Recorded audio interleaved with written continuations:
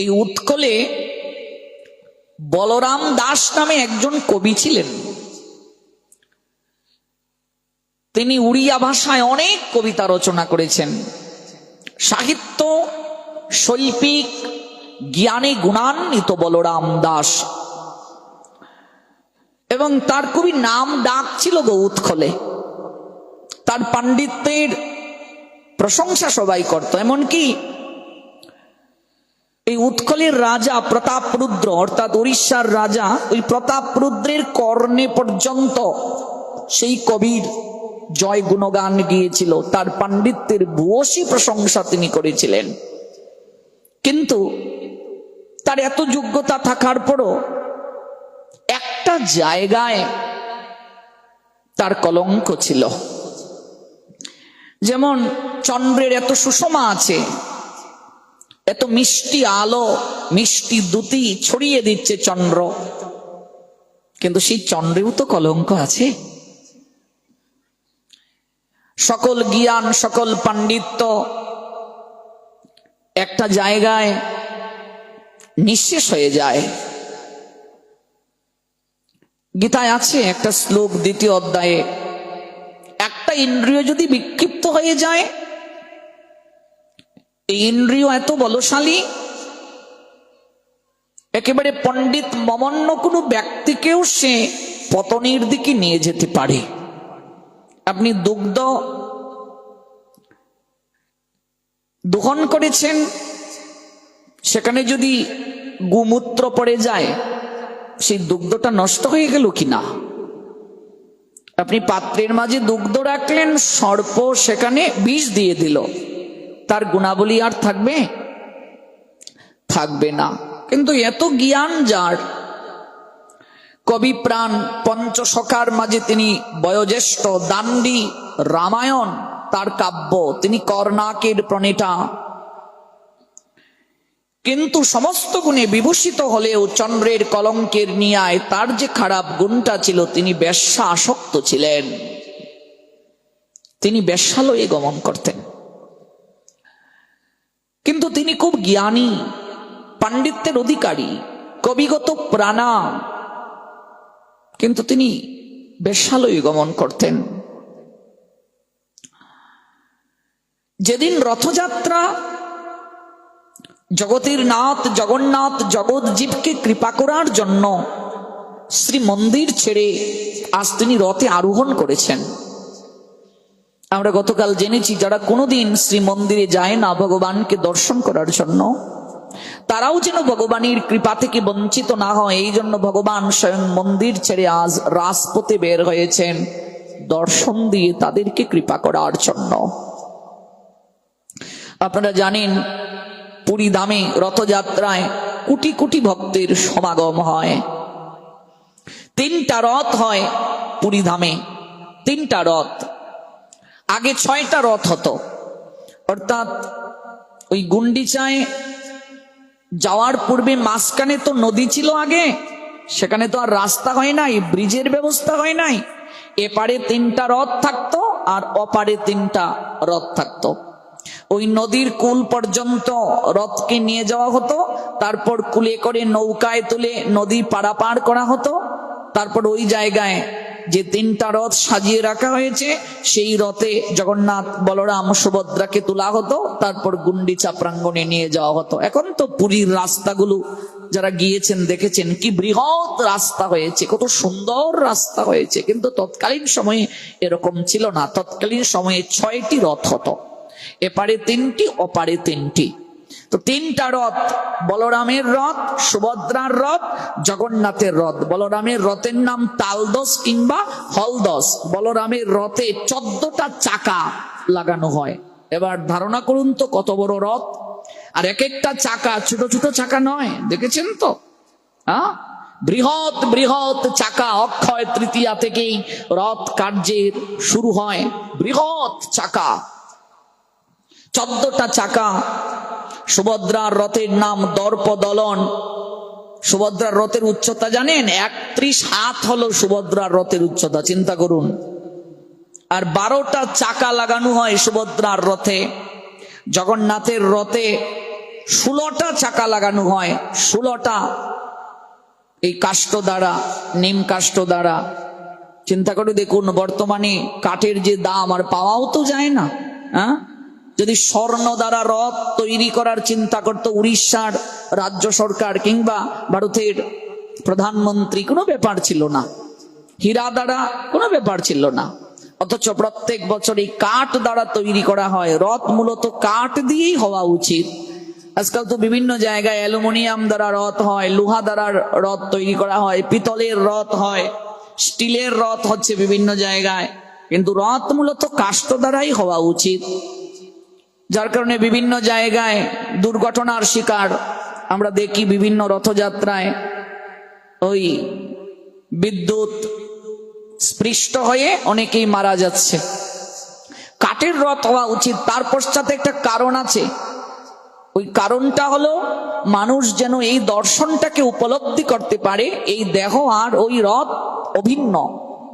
ওই রথ থেকে জগন্নাথ নেমে গেলে ওই কাষ্ঠগুলো যেমন জগন্নাথের রন্ধনের জন্য জ্বালানি রূপে ব্যবহার করা হয়, ওই দেহ রথ থেকে যেদিন সারথি চলে যান, ওই দেহ রথটাও কয়েক ঘন্টার আগুনে পুড়ে ছাই হয়, অর্থাৎ শ্মশানে জ্বালিয়ে দেয়া হয়। এই বিশেষ তত্ত্বটা উপলব্ধি করার জন্য এই বিশেষ প্রক্রিয়া। হয়তো পুরীধাম ছাড়া বহু জায়গায় যে রথ হয়, প্রত্যেক বছর নতুন নতুন রথ তৈরি করা সম্ভব নয়, কিন্তু যে জায়গায় কেন্দ্রবিন্দু রথের এই পুরীধাম, সেখানে প্রত্যেক বছর রথ তৈরি হয়। নবরথে জগন্নাথ উঠেন। নবরথ মানে নতুন রথ, ভালো করে বুঝবেন। ও শরীর রথ, নবীন অবস্থায় আপনি, কালকে আমরা জানলাম যাত্রা মানে রওনা দেয়া, নবীন অবস্থায় আপনি মূল গন্তব্যে যাওয়ার জন্য রওনা দেন। আপনার নবীন অবস্থা যখন চলে যাবে, ওই রথে যখন বার্ধক্য এসে যাবে, ছিদ্র হয়ে যাবে, পুরাতন হয়ে যাবে, তখন ওই রথ আর চলবে না। চাকা যদি বিকল হয়ে যায় চলবে না। এখন তো কলিহত মানুষ, আমরা কলিযুগের মানুষ, 30-এর পরেই আর নিচু হতে পারি না, বসতে পারি না, ঘাড় নাড়াতে পারি না, পায়ে জোর পাই না। ডাক্তারের কাছে গেলেই ক্যালসিয়াম কমে গেছে, পটাশিয়াম কমে গেছে, ফসফরাস কমে গেছে, হাড় ক্ষয় হয়ে গেছে, নিচু হতে পারি না। তাই ভজন সাধনের জন্য যারা সময় রাখেন যে একটু বয়স হোক তারপর ভজন সাধন করব, দায়িত্ব পালন করে নেই, কর্তব্য শেষ করে নেই, ভগবানকে ডাকবো, তাদেরকে ওই রথযাত্রা উপলক্ষে এক বিশেষ দর্শন ভগবান জানাচ্ছেন। নবরথে আমি উঠি। জগন্নাথ বলছেন, ওরে পুরাতনের স্থান নাই রে, আমার জায়গায় পুরাতনের স্থান নাই, নবরথে আমি উঠি। অর্থাৎ কাঁচা বয়সে যে ভজন করে সেই কেবল আমায় প্রাপ্ত হতে পারে। নবরথ মানে নতুন রথ। নতুন রথ ছাড়া হয় না। নবরথ, দেহটা তো কেবল পুরাতন হয়, আত্মা তো চির নবীন। দ্বিতীয় তত্ত্ব হলো নববিধা ভক্তি। নবরথ মানে নববিধা ভক্তি। নব মানে নববিধা ভক্তি। নববিধা ভক্তি যে যাজন করে কেবল তারই কৃপা হয়, জগন্নাথের কৃপা, নববিধা ভক্তি। এই জন্য নবরথ। নববিধা ভক্তিতে ভগবান প্রাপ্তি হয়, ভগবান আসীন হন। কি তত্ত্ব বলুন তো। প্রত্যেকটা ক্ষেত্রে ক্ষেত্রে আমাদের আচার অনুষ্ঠানগুলো আমাদেরকে একটা বিশেষ তত্ত্ব আমাদেরকে প্রদান করে। আজকাল তো এগুলো আমরা একটু জানার চেষ্টা করি না। আমরা অনুষ্ঠানের আনন্দে মাতোয়ারা হই, কিন্তু এই অনুষ্ঠানের তত্ত্বগুলো একটু উপলব্ধি করার চেষ্টা করি না। চারিদিকে আনন্দের হিন্দুল জেগেছে। জগন্নাথ মন্দির ছেড়ে আজ তিনি রথে উঠবেন। জগন্নাথ তিনি নন্দী ঘুষে উঠবেন। চারিদিকে আনন্দের হিন্দুল জেগেছে। কোটি কোটি ভক্তের সমাগম। কতজন কত দূর থেকে এসেছে গো ওই রথে উপবেশিত ভগবানকে দর্শন করার জন্য।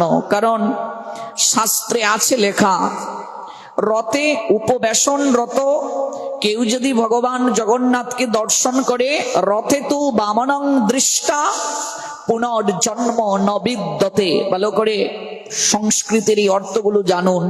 রথে তু বামনং দৃষ্টা, দৃষ্টা মানে দর্শন। ওই রথে উপবেশনরত ভগবান জগতের নাথকে যদি কেউ কায় মনোবাক্যে দর্শন করে, রথে তো বামনং দৃষ্টা, দৃষ্টা মানে দর্শন, পুনর্জন্ম নবিদ্যতে, সেই ব্যক্তিকে আর কোনোদিন এই সংসার দুঃখের কারাগারে জন্ম নিতে হয় না। রথে উপবেশনরত ভগবান জগন্নাথকে যদি কেউ একবার অনুরাগের নয়নে দর্শন করে, দুফোঁটা নয়নের জল জগন্নাথের উদ্দেশ্যে অর্পণ যদি কেউ করতে পারে, শাস্ত্র জানালেন পুনর্জন্ম নবিদ্যতে, তাকে আর কখনো জন্ম নিতে হবে না। চৈতন্য চরিতামৃতে একটা লীলা আছে। উড়িষ্যার এক বৃদ্ধা মাতাজি, চলাচল করার শক্তি নাই, কিন্তু ভেতরে তার স্পৃহা। অক্ষয় তৃতীয়ায় তিনি জগন্নাথ দর্শনে যাবেন, কারণ অক্ষয় তৃতীয়াতে যা কিছু করা হয় চির অক্ষয় থাকে। কতজন বলছে, হে গো, লক্ষ লক্ষ লোক হয় অক্ষয় তৃতীয়ায় প্রভুকে দর্শনের জন্য, তুমি ভালো করে চলতে পারো না, যষ্টিতে বর দিয়ে চলো, তুমি তো ওই নিচেই পড়ে যাবে। জগন্নাথ দর্শন কি করে তোমার হবে? ওই উড়িয়া মাতাজি কাঁদতে কাঁদতে বলেছিলেন, যদি ভক্তের পদদলিত হয়ে আমার প্রাণ যায় তাহলেও আমার জীবন ধন্য হবে।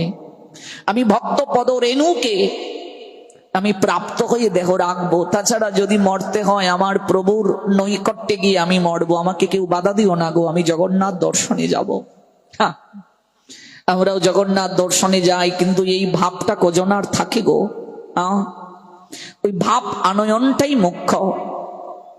যষ্টিতে ভর দিয়ে চললেন, চলতে পারেন না, তিনি যাচ্ছেন জগন্নাথ দর্শন করতে। আর আমাদের চলার শক্তি আছে, এই দেহরথ এখনো সচল, এখনো আমরা অনেকে রথযাত্রায় আসি না, ভগবানকে একটু দর্শন করি না, একটু জগন্নাথের লীলা মহিমা শুনতে যজ্ঞস্থলে এই দুটো চরণের ব্যবহার করে যাই না। অথচ এই উড়িয়া মা চলছেন লাঠিতে ভর দিয়ে, লক্ষ লক্ষ লোকের সমাগম, বহু দূরে দাঁড়িয়ে আছেন, জগন্নাথকে দর্শন তার পক্ষে সম্ভব নয়। এত দূরে প্রভুর বিগ্রহ কেমন করে দর্শন করবেন? নয়ন বেয়ে টপ টপ করে অশ্রু ঝরছে। প্রভু, হৃদয় মাঝে কত বাসনা নিয়ে এসেছি তোমায় একটু দর্শন করব বলে।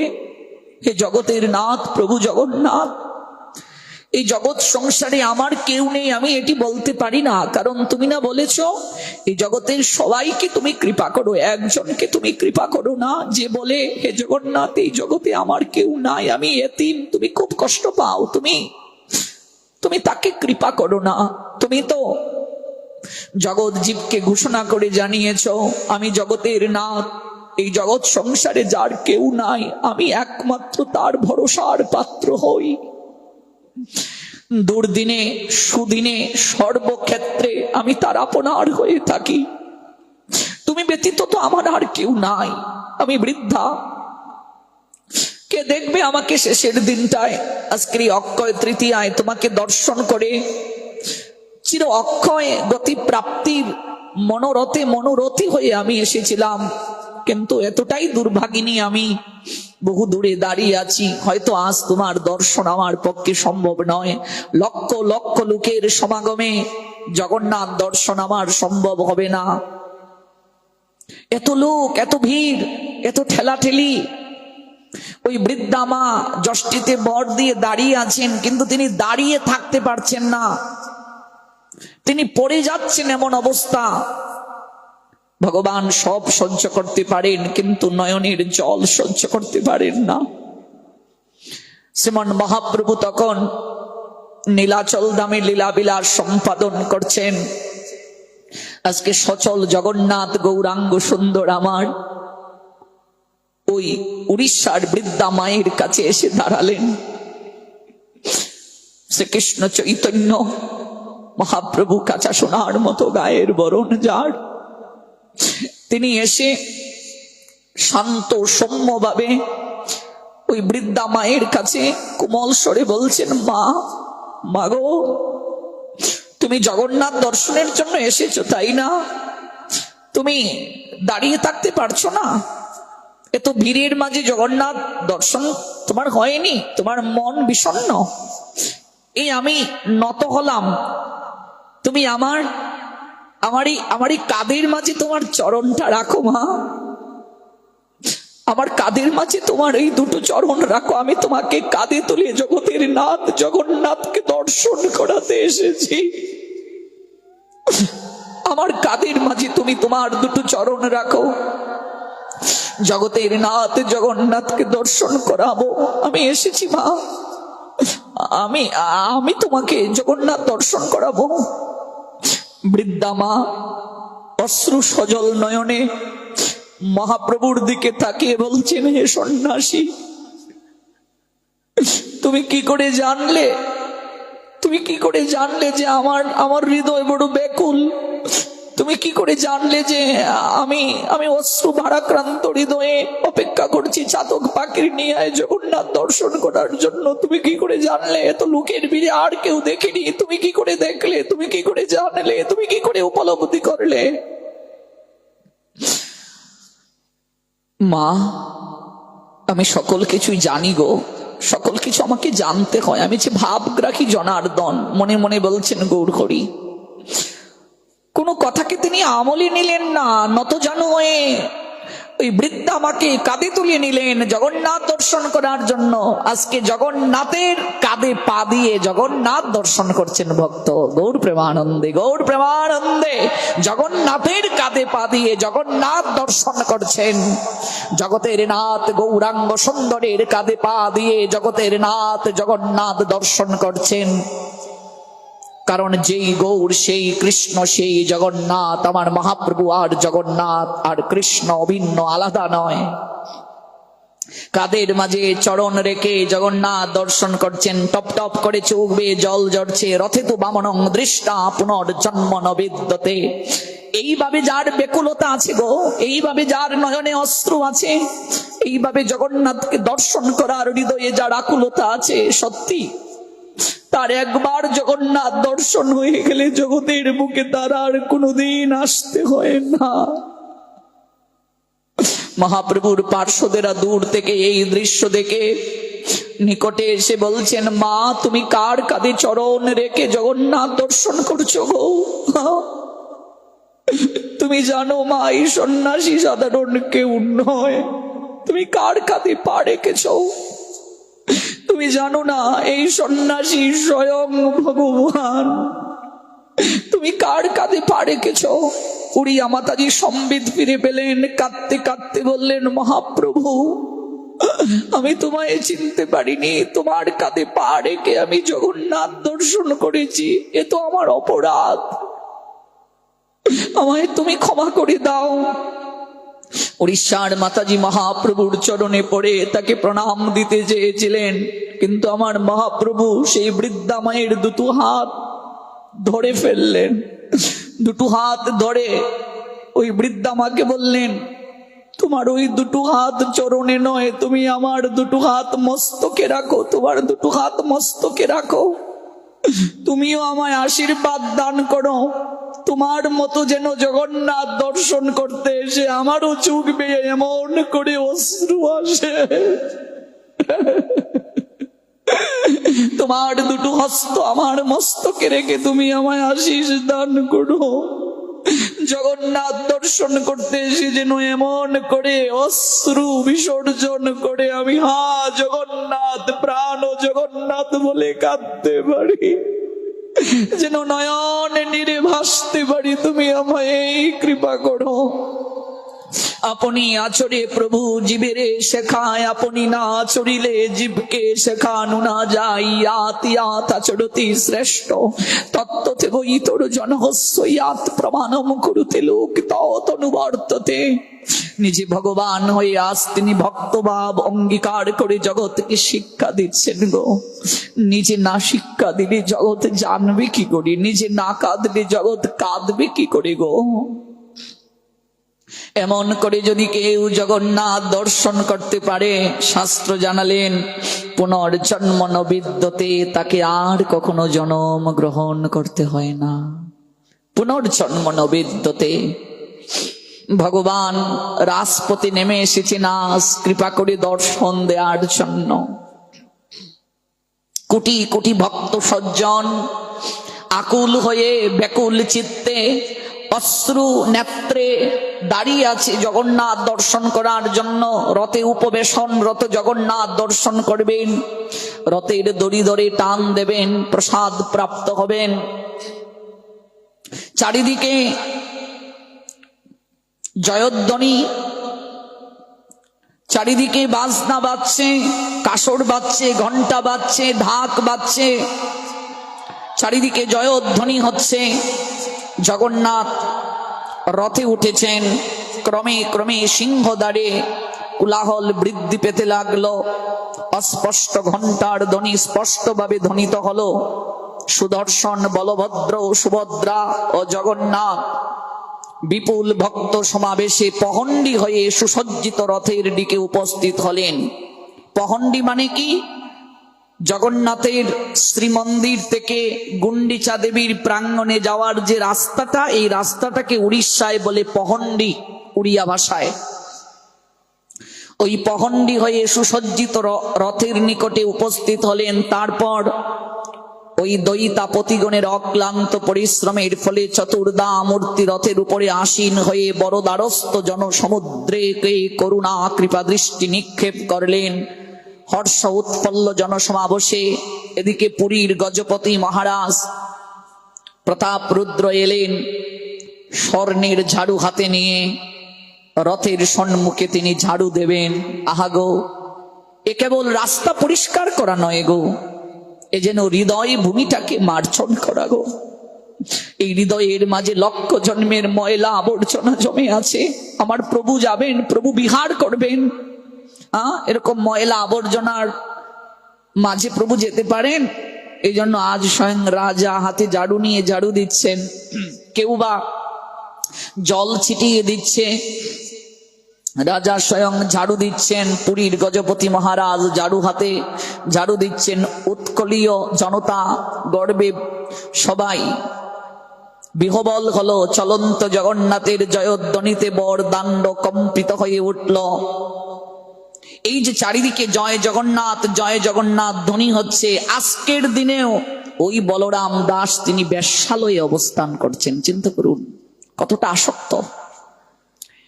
আজকের এই আনন্দ পূর্ণ দিনেও বলরাম ওই বেশ্যালয়ে আছেন। বেশ্যালয়ে রমণী ক্রীড়ায় তিনি যখন রত, ঠিক তখনই তার কর্ণে জয় জগন্নাথ ধ্বনিটা এলো। কোটি কোটি ভক্তের সমাগম, তো সবাই জয় জগন্নাথ আর ঘন্টা বাজছে। দেখবেন পুরীতে বড় বড় কাশি বাজানো হয়, দেখেছেন কিনা? কাশি বাজানো হয়, শত শত লোক লাইন ধরে কাশি বাজায়, ঘন্টা বাজায়, বড় বড় ঘন্টা, ঢাক বাজায়, ঢুল বাজে, যন্ত্র বাজে, আর কম্পিত হয় জয় জগন্নাথ, একটাই ধ্বনি জয় জগন্নাথ, একটাই ধ্বনি জয় জগন্নাথ। এই যে চারিদিকে এত বাজনা বেজে উঠেছে, আর এমন করে জয় জগন্নাথ ধ্বনি কম্পিত হচ্ছে, আকাশে বাতাসে প্রকম্পিত হচ্ছে। এদিকে ওই বেশ্যার দিকে অবস্থানরত বলরাম দাসের কর্ণকুহরেও ওই কাশির ধ্বনি, ওই জগন্নাথের অপ্রাকৃত সুরলহরীর ধ্বনি গিয়ে গোচরিত হলো। তার শরীর থরথর করে কম্পিত হয়ে উঠল। ঠিক সেই সময় ওই বার বনিতা অর্থাৎ পতিতা, যে বাহুবন্ধনে আবদ্ধ করে রেখেছিল বলরামকে, সেই গণিকা দেখতে পাচ্ছে বলরাম সেই গণিকার বাহুবন্ধন থেকে নিজেকে সরিয়ে নিয়ে তিনি বসে পড়লেন ওই পালঙ্কের মাঝে। অপলক দৃষ্টিতে গণিকা তাকিয়ে বলছে, হে গো, কি হয়েছে তোমার? তুমি যে বাহুবন্ধন থেকে নিজেকে মুক্ত করে বসে পড়লে। বলরাম দাস স্তম্ভিত, মুখে কোনো কথা নাই, নয়নে অশ্রুতে টলমল করছে, চোখটা জলে ভিজে গেছে, টলমল টলমল করছে, শরীরটা কাঁপছে, ঘেমে যাচ্ছেন তিনি। কি হয়েছে তোমার? একটিবার তাকিয়ে দেখো জানালার দিকে, বলছেন তাকিয়ে দেখো, জানালাটা খুলে তাকিয়ে দেখো, কোটি কোটি ভক্ত আজ জগতের নাথ ভগবান জগন্নাথকে দর্শন করার জন্য কত সুন্দর পোশাকে সুসজ্জিত হয়ে ওরা গিয়ে দাঁড়িয়েছে, কত নির্মল হয়ে, কত পবিত্র হয়ে স্নান আদি সেরে তারা জগন্নাথের রথযাত্রায় গিয়ে সামিল হয়েছে। রথে উপবেশনরত ভগবানকে দর্শন করবে, রথের দড়ি ধরে টানবে। দেখো কতজন ফল মূল প্রসাদাদি নৈবেদ্য নিয়ে গিয়ে সারিবদ্ধ হয়ে দাঁড়িয়ে আছে। একমাত্র আমার মতো হতভাগা পাপী জগতে মনে হয় আর কেউ নাই গো। ওগো আজকের এই দিনেও আমি এই বেশ্যালয়ে পড়ে আছি। ছি ছি ছি ছি ছি ছি ছি। ওগো ওই জগন্নাথের অপ্রাকৃত ধ্বনি আমার কর্ণে যখন প্রবেশ করলো, ওই কাশি ঘন্টার ধ্বনি যখন আমার কর্ণে গোচরিত হলো, আমি কেমন হয়ে গেছি গো। নিজেকে আমার বড় আজ ধিক্কার দিতে ইচ্ছে হচ্ছে। ওরে বলরাম, যে দুর্লভ মনুষ্য জীবন তুই প্রাপ্ত হয়েছিস ইষ্ট সাধনের জন্য, আজকে এই জীবন তুই হেলায় হেলায় বেশ্যালয়ে কাটিয়ে দিলে। এই ইন্দ্রিয় তর্পণে মশগুল হয়ে যে দেহ প্রাপ্ত হয়েছিলে জগন্নাথের সেবার জন্য, আজকে ওই দেহ তুই কামিনীর বুকে লাগিয়ে দিলে। ছি ছি ছি ছি, ধিক্কার তোকে, ধিক্কার। ওগো কে জানি আমার ভেতর থেকে এই কথাগুলো বলছে, কে জানি ভেতর থেকে আমাকে বলছে আমি আর বিন্দু বিসর্গ সময়ও এখানে অপেক্ষা করব না, কোনো কাল ক্ষেপণ আমি করব না। সঙ্গে সঙ্গে বস্ত্র পরিধান করে বলরাম বের হয়ে গেলেন বেশ্যালয় থেকে। কাঁদতে কাঁদতে তিনি ছুটলেন জগন্নাথের রথযাত্রায়। এই অবস্থাতেই তিনি ছুটলেন। প্রসঙ্গটা কি ছিল? অত্যন্ত দুরাচারী ব্যক্তিও যদি ভগবানের চরণে শরণাগত হয়, অত্যন্ত দুরাচারী, এই জগতে অত্যন্ত দুষ্কার্য যে সম্পাদন করছে, পতিত পাষণ্ডী, একেবারে পতিত হয়ে গেছে, পাষণ্ডী হয়ে গেছে। জগন্নাথ এত করুণাময়, সেও যদি একবার প্রভুর সাহচর্যে গিয়ে তার সকল পাপ কার্যের কথা, অপরাধ স্বীকার করে প্রভু তাকে বুকে টেনে নেন, প্রভু তাকে আপনার করে নেন। হৃদয়টা তার কম্পিত হয়ে উঠল। তাই এই অবস্থাতেই তিনি ছুটে গেলেন ওই জগন্নাথের রথে। আর অঝোর দ্বারায় কাঁদছেন, চোখ বেয়ে অশ্রু ঝরছে। শ্রাবণের বরিশনের নিয়ায়, শ্রাবণে যেভাবে বর্ষণ হয়, চোখ বেয়ে কেবল জল ঝরছে। একটাই কেবল তার হৃদয় মাঝে আকুলতা, একটাই কেবল তার হৃদয় মাঝে বেকুলতা। হে জগন্নাথ, জগতের সবাই তোমার কৃপা পেল, আমি বুঝি বাদ পড়লাম। আজকের এই দিনও কুসঙ্গে কু জায়গায় যে থাকতে পারে সে মানুষ নয়। আমি মানুষ নই, আমি মানুষ নই জগন্নাথ, আমি মানুষ নই। তুমি তো অনেক কৃপাময়। তাই আজ সকল কিছু তেজিয়া তোমার চরণ প্রান্তে এসে দাঁড়িয়েছি। প্রভু, তুমি একটিবার আমায় কৃপা করো। বহুদূর থেকে বলরাম দাস ওই রথে উপবেশনরত জগন্নাথের দিকে তাকিয়ে আছেন। তার চোখ বেয়ে ঝরঝর করে জল ঝরছে, শুধু জল, অশ্রু, অশ্রু ঝরছে। আর কোনো কথা বলতে পারছেন না। ভেতরে কেবল একটা দুমড়ে মুচড়ে পড়ছে ভাবরাগী জনার্দন জগন্নাথ সবই বুঝেন, তাকে কি আর বলতে হয় রে মা? তিনি কি অন্তরের ভাষা বুঝেন না? তিনি হৃদয়ের ভাষা বুঝেন বলেই তো তিনি হৃদয়ে ভাব আদান প্রদান করেন, বলে গ্রহণ করেন বলেই তো তিনি ভাবগ্রাহী জনার্দন। তিনি আমি এই জায়গার লোক, আমি রথযাত্রায় না গিয়ে আমি বেশ্যালয়ে পড়ে আছি। কোন কামিনী আর কাঞ্চন পাইয়া মনরে রইলে তুমি কামেতে মজিয়া, মহাজন বলেছিলেন। কোন কামিনী আর কাঞ্চন পাইয়া রইলে তুমি কামেতে মজিয়া। দুদিন পরে যমদূত নেবে তোমার হাতে পায়ে বান্ধিয়া। এই যে ভাবনা, এই ভাবনা গাঢ়তর হতে লাগলো। এক পা দুপা করে ভিড় টেলে বলরাম দাস এগিয়ে চলছেন। একেবারে অগ্রসর হতে হতে লোকারণ্য অতিক্রম করে জগন্নাথের যে রথ নন্দীঘোষ, ওই নন্দী ঘোষের সামনে বহু কষ্টে তিনি এসে দাঁড়ালেন। রথটা স্পর্শ করে তিনি হাউমাউ করে কেঁদে উঠলেন। যারা রথ স্পর্শ করলেও তাদের অহৈতুকী কৃপা হয়। জগন্নাথের যে মন্দিরের যে নিশান উড়ে, মহাপ্রভু হরিদাসকে বলেছিলেন, তুমি দূর থেকে এটি দর্শন করে যদি প্রণাম দাও, তোমার জগন্নাথ দর্শনের কৃপা হয়ে যাবে। হরিদাসকে বলেছিলেন, হরিদাস, তোমাকে মন্দিরে যেতে হবে না, জগন্নাথ দর্শনে তোমার যাওয়ার প্রয়োজন নেই, স্বয়ং জগন্নাথ আসবে তোমায় কৃপা করে দর্শন দেওয়ার জন্য। তুমি কেবল আকুল হয়ে নাম করতে থাকো, নাম, দেখবে ওই নামইকে তোমার কাছে নিয়ে আসবে। তাই হয়েছিল। হরিদাস ঠাকুরের অন্তিম ক্ষণে স্বয়ং মহাপ্রভু এসেছিলেন হরিদাসকে কৃপা করার জন্য। নয়নের জলে তুমি কেবল নাম করতে থাকো, হরিদাস, নাম করতে থাকো, দেখবে তোমার জগন্নাথ দর্শন করতে যেতে হবে না, জগন্নাথ আসবেন তোমাকে কৃপা করে দর্শন দেওয়ার জন্য। বহু কষ্টে রথের সামনে গিয়ে বলরাম দাস দাঁড়ালেন।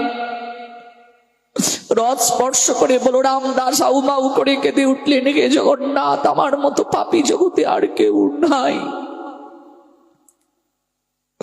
আমার জীবনের এত পাণ্ডিত্য, আমি সকল কিছু জড় বিদ্যায় আমি ব্যবহার করলাম, একটি বারো তো আমার এই কাব্যিক ছন্দ, এই কাব্যিক শব্দমালা দিয়ে আমি তোমার গুণ মহিমা নিয়ে একটা কবিতাও লিখলাম না, একটা কীর্তন রচনা করলাম না। জড় বিদ্যা মায়ার বৈভব জীবকে বানায় এক একটা গর্ধব। জগতে দেখবে অনেকে অনেক পাণ্ডিত্যের অধিকারী, কিন্তু তারই পাণ্ডিত্য, তারই জ্ঞান ভগবানের সেবায় লাগায় না। আর আমি আজকের এই মহতি দিনে বেশ্যালয়ে পড়েছিলাম।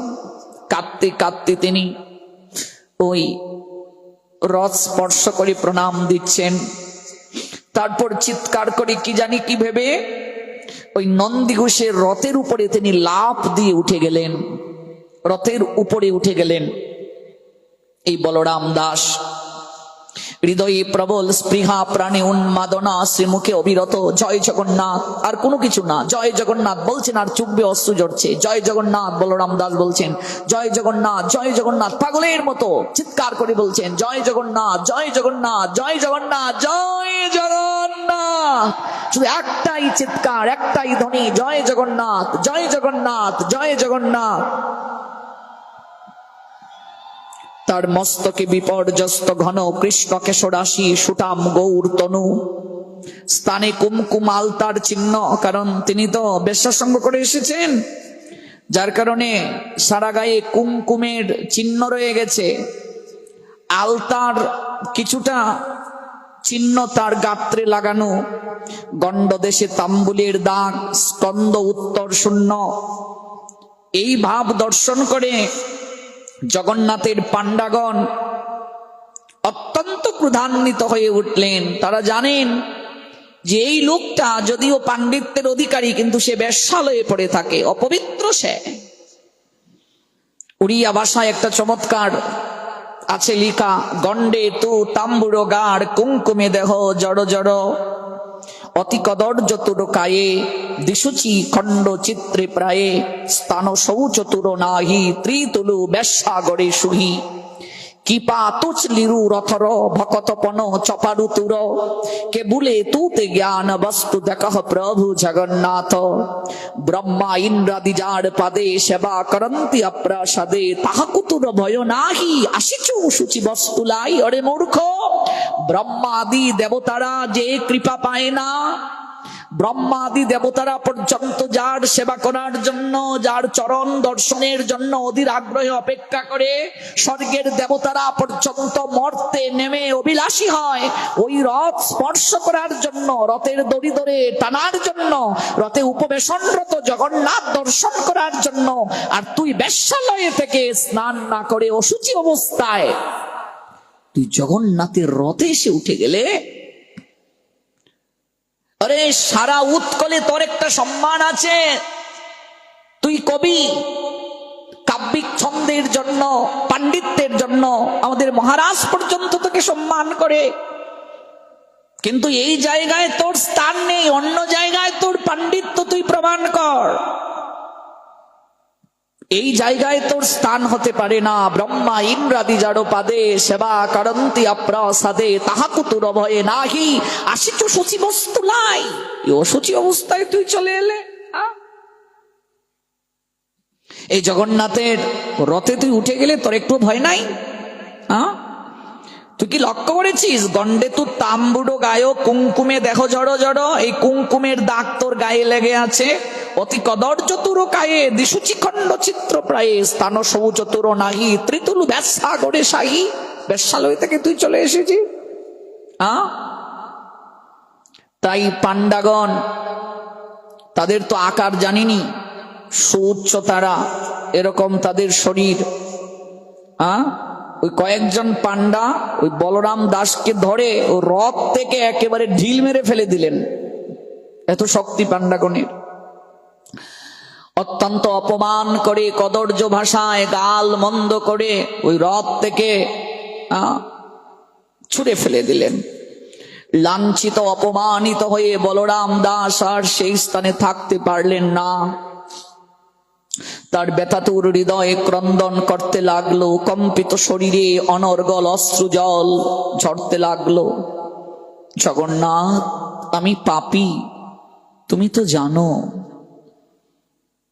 হে জগন্নাথ, তুমি তো জগতের নাথ, জগতে যার কেউ নাই তুমি তার। হে জগন্নাথ, তুমি তো বলনি জগতে যারা পবিত্র কেবল তাদের তুমি নাথ, আর জগতে যে অপবিত্র তাদের তুমি নাথ নও। তুমি তো এটি বলনি। জগতে যার সহায় সম্বল আছে তুমি যেমন তাদের নাথ, জগতে যারা পাষণ্ডী, জগতে যারা মহাপাপী, জগতে যারা পতিত তুমি তো তাদেরও অবলম্বনকারী, তুমি তো তাদেরও নাথ প্রভু। তাহলে আজকে তুমি কেন তুমি আমাকে তোমার সেবকদের দ্বারা তুমি আমাকে বের করে দিলে, তোমার কৃপা থেকে তুমি আমাকে বঞ্চিত করে দিলে প্রভু। বুঝেছি আমার মতো পাপীর হয়তো তোমার চরণে স্থান নেই, তোমার ইশারা ছাড়া তো গাছের একটা পত্রও নড়ে না, এই কার্যের পশ্চাতে তোমারই ইশারা আছে। তাই আমি এই প্রাণ আর রাখবো না প্রভু, আমি এই প্রাণ আর রাখবো না। ছুটলেন তিনি সমুদ্রের দিকে, সমুদ্রে তিনি ঝাঁপ দিয়ে প্রাণ বিসর্জন দেবেন। সমুদ্র অভিমুখে বলরাম দাস ছুটলেন, সমুদ্রে ঝাঁপ দিয়ে তিনি প্রাণ বিসর্জন দেবেন। হঠাৎ তার মনে হলো মরেই তো যাব। বহু ইচ্ছে ছিল রথে উপবেশনরত জগন্নাথকে দর্শন করে তারপর রথের দড়ি ধরে রথটা টেনে জগন্নাথকে নিয়ে যাব। শুনেছি তুমি রাজপ্রাসাদে থাকো না প্রভু, তুমি ভক্তের হৃদয় সিংহাসনে থাকো, তুমি ভক্তের হৃদয়ে অবস্থান করো, তুমি হৃদয়েশ, তুমি জগতের নাথ। তাই মরার আগে আমার তো আর কোনো অবলম্বন নেই, আমি বালু দ্বারা একটা রথ তৈরি করে আর ওই বালি কণা দ্বারা তোমার একটা মূর্তি তৈরি করে আমি সেখানে স্থাপন করে তোমাকে একটু প্রণাম দিয়ে দর্শন করে তারপর আমি সমুদ্রের মাঝে ঝাঁপ দিয়ে প্রাণ বিসর্জন করব।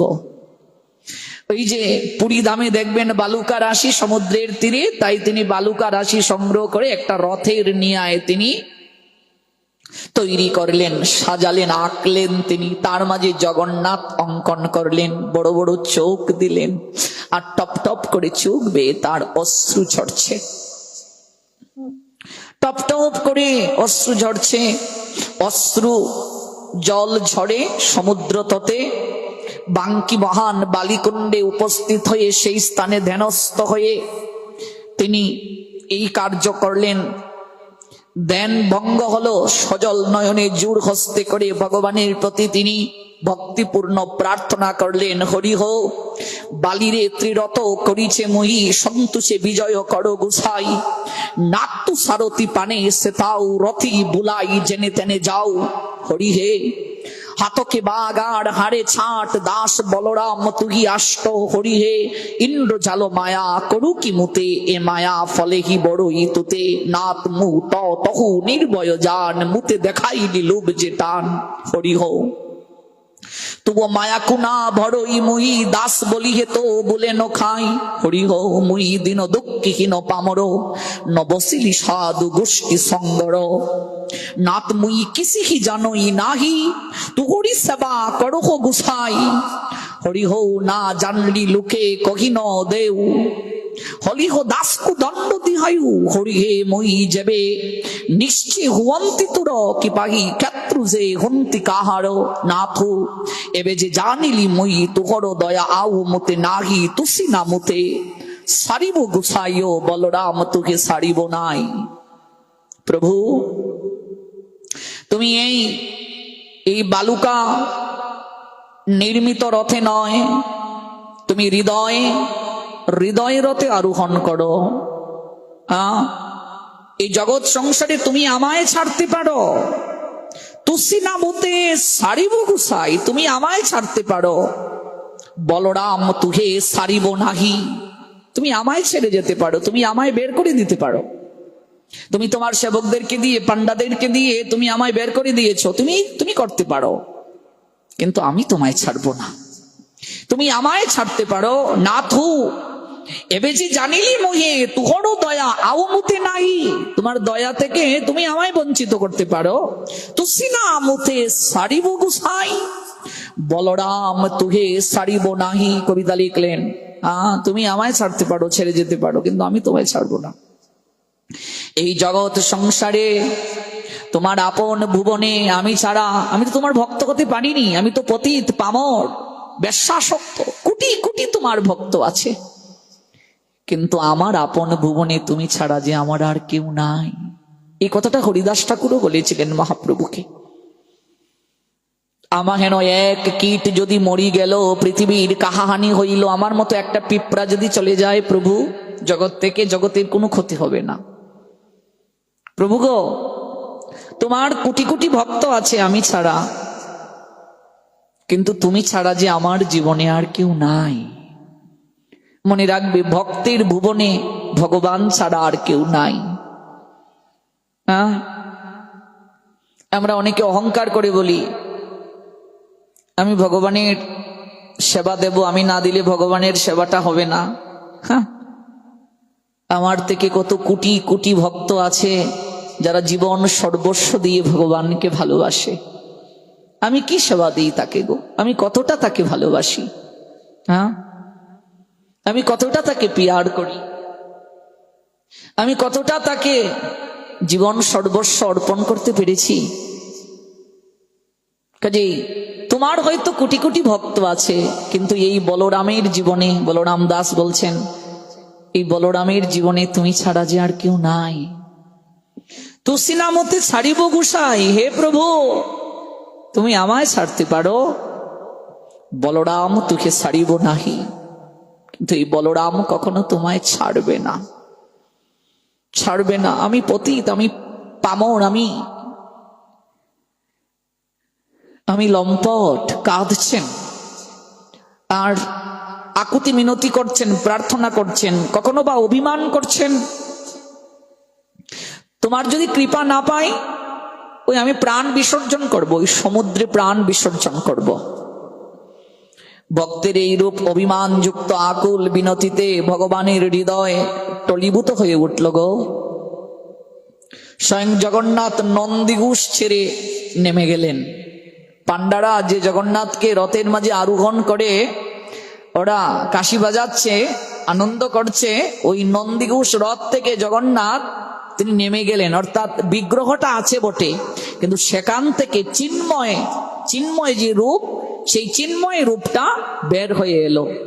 বের হয়ে এসে ওই যে সমুদ্রের তীরে বালু দ্বারা রথ অঙ্কন করেছে ওই বলরাম দাস, আর সেখানে ওই অঙ্গুলি দিয়ে ওই বালুর মাঝে জগন্নাথ এঁকেছে, ওই জায়গায় সে চিন্ময় জগন্নাথ আবির্ভূত হয়ে গেলেন। নিতাই গৌর সীতানাথ প্রীতি প্রেমানন্দে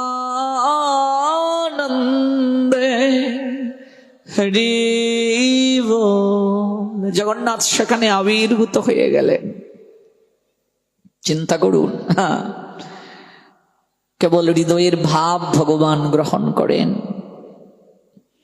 বালির রথে ভগবান আবির্ভূত হলেন, চোখ বন্ধ করে কাঁদছেন বলরাম দাস। একটা কোমল স্বর, বলরাম, হে বলরাম দাস, মরবি কেন? তাকিয়ে দেখ, একটা কোমল স্বর। অবাক বিস্ময়ে মুদ্রিত নয়ন ছিল বলরাম দাসে। নয়ন মেলে তাকিয়ে দেখলেন যে বালুকা রাশির মাঝে তিনি জগন্নাথ অঙ্কন করেছিলেন, সেখানে বিদ্যুতের ঝিলিকের নিহায় স্বয়ং জগন্নাথ আবির্ভূত হয়ে আছেন। ওরে বলরাম, সারা জীবন তুই পাপ কার্য করেছিস বটে, কিন্তু আমার নামের সুমধুর ধ্বনি যখন তোর কর্ণে গিয়ে গোচরিত হয়েছিল, টপ টপ করে তোর চোখ বেয়ে যে অনুতাপের অশ্রু ঝরেছিল, ওই অশ্রুতে ধুয়ে মুছে তোর সব পাপ স্খলন হয়ে গেছে। অত্যন্ত দুরাচারী ব্যক্তিও যদি কেউ আমার চরণে একবার শরণ নেয়, নয়ন জলে তার সকল কৃতকর্ম আমার চরণে অর্পণ করে আমাকে আপনার করে গ্রহণ করতে চায়, আমি তাকে কখনো দূরে ঠেলে দেই না। মরবি কেন? তাকিয়ে দেখ, আমি এসেছি তোকে কৃপা করার জন্য। আনন্দের সীমা রইল না বলরাম দাসের। তিনি ভক্তি চিত্তে গদগদ হয়ে ভগবানকে বারংবার প্রণাম নিবেদন করলেন, আর উচ্চেশ্বরে তিনি ভজন কীর্তন করতে লাগলেন। ধীরে ধীরে সমুদ্র তটে জনসমাগম হতে লাগলো। একজন মধুর স্বরে গান গাইছে, কখনো কবিতা বলছে। ভক্ত বলরাম দাসের ভক্তি বিহবল শ্রীমূর্তি দর্শন করার জন্য অনেক লোক আসতে শুরু করলো। আর এইদিকে রথ থেমে গেল গো। গুন্ডিচা প্রাঙ্গণে আর রথ যাচ্ছে না, রাস্তায় রথ থেমে গেল। বহু চেষ্টা করি পান্ডাগণ রথকে সরাতে পারছে না। রাজা প্রতাপ রুদ্র অবাক হয়ে গেলেন। হাতিকে তিনি আদেশ দিলেন সুর দিয়ে টানার জন্য রথকে। হাতি সুর দিয়ে চেষ্টা করছে রথকে টানার জন্য, কিন্তু রথ কোনো কিছুতেই নড়ছে না।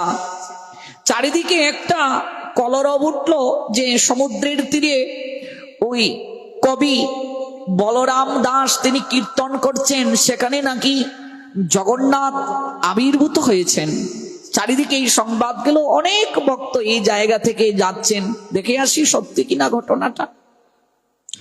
রাজা প্রতাপ রুদ্র তাই মনে মনে ভাবলেন, পান্ডাগণকে বললেন বলরাম দাসের নিকটে একটু যাওয়া দরকার। পান্ডাগণ মনে মনে ভাবছেন, বলরামকে আমরা রথ থেকে নামিয়ে দিয়েছি, এই জন্য কি জগন্নাথ অভিমান করেছেন? কিন্তু ও তো একটা দুরাচারী, বেশ্যালয়ে আসক্ত। কখন যে প্রভু কাকে কৃপা করেন কেউ বলতে পারে না গো মা। কাকে উদ্ধারিবে প্রভু আছে তার মনে, প্রভুর মনের কথা প্রভু ছাড়া অন্য নাহি জানে। কখন যে কার মাঝে ভক্তির উদয় হয়ে যায়, দেখবে খুব খারাপ লোক ছিল, খুব দুরাচারী ছিল, কিন্তু হঠাৎ করে পরিবর্তন হয়ে গেছে। কখন যে কার কৃপা হয়ে যায়, কখন যে কার পরিবর্তন হয়ে যায় কেউ আমরা জানি না, কেউ বুঝতে পারি না, উপলব্ধিও করতে পারি না। পান্ডাগণ মহারাজের কাছে এই বিষয়টা প্রকাশ করলেন। মহারাজ খুব দুঃখিত হলেন। তাই মহারাজ স্বয়ং গেলেন ওই বলরাম দাসের নৈকট্যে, ওই সমুদ্র কূলে ভক্ত বলরাম দাসের নিকটে তিনি গিয়ে প্রার্থনা জানালেন। বলরাম দাসকে তিনি বললেন যে, হে কবি, রথ চলছে না, তোমাকে পান্ডাগণ রথ থেকে ছুঁড়ে ফেলে দিয়েছিল, তুমি অভিমান করেছ, অশ্রু সজলে ডেকেছ, হয়তো এই কারণে জগন্নাথ অভিমান করে তিনি পথকে অবরুদ্ধ করে দিয়েছেন। কাজেই তুমি আবার চলো। ভগবান ভক্তকে সর্বদা শ্রেষ্ঠ করেন, ভক্তকে বড় করে, ভক্তকে জয়ী করে নিজে পরাজিত হওয়ার মাঝে ভগবান আনন্দ খুঁজে পান। এই জন্যই তো তিনি ভক্তের অধীন। ভক্ত আমার মাতা পিতা, ভগবান বলছেন ভক্ত আমার গুরু, ভক্ত আমায় নাম রেখেছে বাঞ্ছা কল্প তরু, ভক্ত করে ভক্তের খেলা, আমি করি প্রেম তরঙ্গ লীলা, ভক্তের জীবন বেলা, ডুবে গেলে আমি নিজের হাতে বৈঠা বাই। এটা প্রভুর আনন্দ হয়। বলরাম দাস এলেন, আমার মতো দুরাচারীর জন্য প্রভু পথ অবরুদ্ধ করেছেন, রথ চলছে না, এ কেমন কথা বলছেন মহারাজ? বলরাম দাস তাকে রাজা আলিঙ্গন করে নিয়ে গেলেন, রাজকীয় মর্যাদা প্রদান করে ওই বড় দাণ্ডে, বড় দাণ্ড মানে আপনাদেরকে আগেই বলেছি পুরীধাম থেকে গুন্ডিচা প্রাঙ্গণে যাওয়ার রাস্তা, ওই বড় দাণ্ডে নিয়ে গেলেন। নন্দী ঘোষে ওই রথে বসার জন্য একটা আসন দিলেন মহারাজ বলরামকে। বলরাম দাস সেখানে বসে প্রভুর দিকে তাকিয়ে সজল নেত্রে অশ্রু বিসর্জন করে যখন একবার বললেন জয় জগন্নাথ, সঙ্গে সঙ্গে রথ আবার চলতে শুরু করলো। একটা বেশ্যালয়ে বেশ্যায় আসক্ত লোক মুহূর্তের মাঝে নিজের জীবনকে পরিবর্তন করিয়ে জগন্নাথের শ্রেষ্ঠ ভক্ত হয়ে গেল। এই জন্য মনে রাখবে, আমি পাপী, পাপী থেকে অধিক পাপী, কিন্তু সেই পাপ মুহূর্তের মাঝে প্রভু স্খলন করিয়ে দিতে পারেন যদি আমার মাঝে, আপনার মাঝে অনুশোচনা বোধটা আসে। শাস্ত্রে আছে, কেউ যদি নিজের ভুল বুঝতে পেরে ভগবানের কাছে সকল কিছু সমর্পণ করে, তৎক্ষণাৎ তার প্রারব্ধ সকল পাপ স্খলন হয়ে যায়। সে যদি আর কোনো পাপ কার্য না করে সে পবিত্র হয়ে যায়। কিন্তু সে যদি পুনরায় আবার পাপ কার্য শুরু করে, তাহলে মনে রাখবে তার প্রারব্ধ যত কর্ম আছে এগুলো দ্বিগুণ তিনগুণ হয়ে তার মাঝে এসে আবার আবির্ভূত হয়।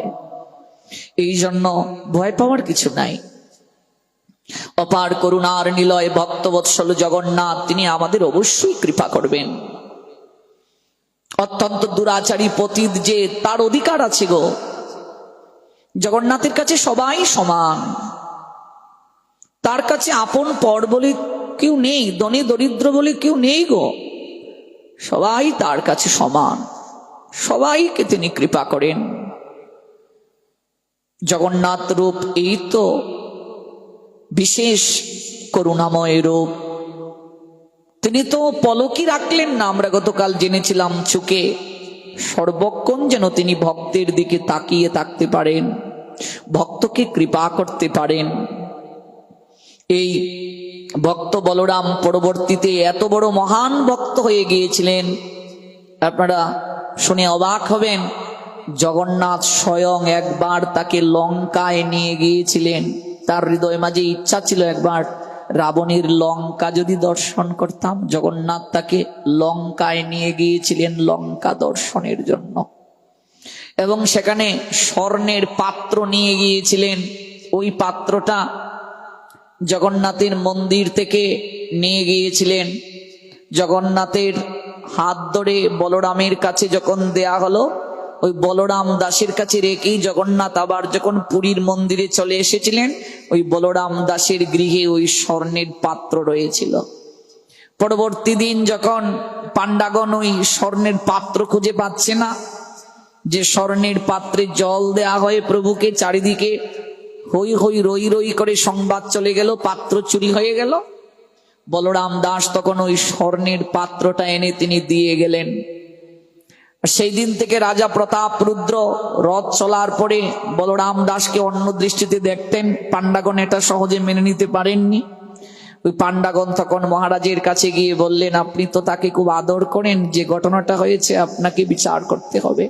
ওই আমাদের জগন্নাথের সুপেয় যে পাত্রে জল দেয়া হয়, ওই স্বর্ণের পাত্রটা নাই, ওটা বলরাম দাসের গৃহে পাওয়া গিয়েছে। বলরাম দাস নিজে তিনি দিয়ে গিয়েছেন। এই চুরিটা তিনি করতে পারলেন। রাজা প্রতাপ রুদ্র বলরাম দাসকে কাছে এনে বললেন, তোমার যদি কিছু প্রয়োজন হয় বলরাম, তুমি আমায় বলতে পারতে, তাই বলে তুমি চৌর্যবৃত্তি কি করে করে আমায় ছোট করলে সবার কাছে? আমি তো তোমায় স্নেহ করি। চৌর্যবৃত্তির এই কলঙ্ক বলরাম দাস সহ্য করতে পারেননি। পরবর্তীতে, এটা শেষ জীবনের কথা বলছি, বলরাম দাস তখন খুলে বললেন, প্রভু বলতে নিষেধ ছিল কিন্তু বলতে বাধ্য হলাম, আমি স্বর্ণের পাত্র নেইনি, আপনার জগন্নাথ স্বয়ং আমাকেই পাত্র দিয়েছিলেন। তাহলে আজ বলতে হয় আমার লঙ্কা দর্শনের বড় ইচ্ছে ছিল, প্রভু স্বয়ং আমাকে দর্শন করিয়ে দেওয়ার জন্য নিয়ে গিয়েছিলেন, আর ওই জলের পাত্রটা আমি নিয়ে গিয়েছিলাম সঙ্গে করে, প্রভুর জল পিপাসা পেলে যেন তাকে জল পাওয়াতে পারি। এই পরবর্তীতে এই বলরাম দাস তিনি জগন্নাথের অহৈতুকী কৃপা প্রাপ্ত হয়েছিলেন। তার মনে একটু ইচ্ছা জেগেছিল, ভগবান জগন্নাথ আর স্বয়ং লক্ষ্মী শয়নে যখন যান সেই অহৈতুকী লীলা দর্শনের, এই জন্য লক্ষ্মী বলরাম দাসকে একটা অভিশাপ দিয়েছিলেন যে তুমি সেই অন্তরঙ্গ লীলা দর্শনের জন্য প্রার্থনা করো, ছি ছি ছি ছি, অভিশাপ দিয়েছিলেন, তুমি শ্রীক্ষেত্র হারা হবে, শ্রীক্ষেত্র হারা হবে তুমি, অর্থাৎ শেষ জীবনে তোমার এই দেহ নিপাতটা শ্রীক্ষেত্রে হবে না, ধাম হারা হবে তুমি, এই অভিশাপ দিয়েছিলেন লক্ষ্মী তাকে। বলরাম দাসের এই জন্য খুব দুঃখ ছিল, তিনি গ্রামে চলে গিয়েছিলেন জগন্নাথের আদেশে, কিন্তু যখন তার অন্তিমক্ষণ গণিয়ে এসেছিল, প্রাণবায়ু বের হওয়ার উপক্রম হয়েছিল, তখন তিনি নদীর কিনারায় বসে ক্রন্দন করেছিলেন। স্বয়ং জগন্নাথ লক্ষ্মীকে নিয়ে ওই বলরাম দাসকে কৃপা করার জন্য এসেছিলেন। লক্ষ্মী তখন মৃদু মৃদু হাসছিলেন, জগন্নাথ তাকিয়ে বলছিলেন, প্রিয়া তুমি হাসছো এই জন্য যে তোমার অভিশাপ আজ ফলপ্রসূ হচ্ছে, যে বলরাম দাস তার শেষ জীবন শ্রীক্ষেত্রে থাকতে পারিনি, ধামে থাকতে পারিনি, কিন্তু লক্ষ্মী আমি আর তুমি যে জায়গায় অবস্থান করি সেই জায়গাটাই সঙ্গে সঙ্গে ধাম হয়ে যায়। আমার ভক্ত যেখানে অবস্থান করে বলরাম দাসের মতো, সেই স্থানটা সঙ্গে সঙ্গে ধাম হয়ে যায়। এই জন্য এই জায়গাটা হলো গুপ্ত শ্রীক্ষেত্র, এখনো আছে গুপ্ত শ্রীক্ষেত্র। গুপ্ত শ্রীক্ষেত্রের সীমানাটা কোথায় কালকে আপনাদেরকে জানাবো, যেখানে বলরাম দাস সমাহিত হয়ে আছেন। উড়িষ্যার ভক্তদের মুখে মুখে আজও বলরাম দাসের জয় গুণকীর্তন হয়। এরকম ভক্ত চরিত কথা আমরা যদি শ্রবণ করি, জগন্নাথ সবচেয়ে বেশি আনন্দ পান, সবচেয়ে বেশি আনন্দ পান। মনে রাখবেন, আপনি জগন্নাথকে মনে রাখুন না রাখুন, আপনি যদি হৃদয়ে দিয়ে তাকে ভালোবাসেন, আপনি যদি হৃদয়ে জগন্নাথকে স্মরণ নাও করেন, শেষের দিনে জগন্নাথ আপনার হৃদয়ে তাকে স্মরণ করিয়ে নেওয়ার অনুভূতি স্থাপন করিয়ে দেবেন। এটাই বলরাম দাসের শেষ জীবনে আমরা পাই। ভক্ত কবি বলরাম দাস জয়যুক্ত হন, অপার করুণার নিলয় ভক্তবৎসল ভগবান জগন্নাথ জয়যুক্ত হন। আমাদের উপরও কৃপা আসুক, আমরাও তো দুরাচারী, আমি পতিত, আমি পাষণ্ডী, কবে যে আমার কৃপা হবে গো। আপনারা সাধু সজ্জন, আপনারা আমায় কৃপা আশিস প্রদান করবেন। জন্মে জন্মে এমন করে যেন অহৈতুকী প্রেম ভক্তি লাভ করতে পারি, অপ্রাকৃত লীলামৃত